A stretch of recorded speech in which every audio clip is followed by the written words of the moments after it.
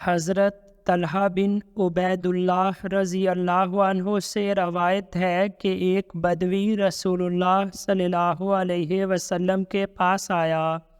حالت یہ تھی کہ سر کے بال پراگندہ تھے۔ اس نے کہا، یا رسول اللہ صلی اللہ علیہ وسلم، آپ مجھے بتائیں اللہ نے نماز میں سے کیا کچھ مجھ پر فرض کیا ہے؟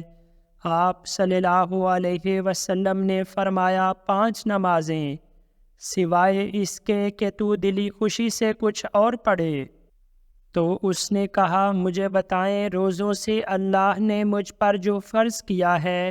تو آپ صلی اللہ علیہ وسلم نے فرمایا، رمضان کے مہینہ سوائے اس کے کہ تو دلی خوشی سے کچھ اور روزے رکھے۔ تو اس نے کہا، مجھے بتائیں زکوٰۃ سے اللہ نے مجھ پر کیا فرض کیا ہے؟ حضرت طلحہ بن عبید اللہ رضی اللہ عنہ کہتے تھے، رسول اللہ صلی اللہ علیہ وسلم نے شریعت کے احکام اس کو بتائے۔ اس نے کہا، اسی ذات کی قسم ہے جس نے آپ صلی اللہ علیہ وسلم کو حق کے ساتھ عزت بخشی، میں بطور نفل کچھ نہیں کروں گا اور نہ اس سے کچھ کم کروں گا جو اللہ نے مجھ پر فرض کیا ہے۔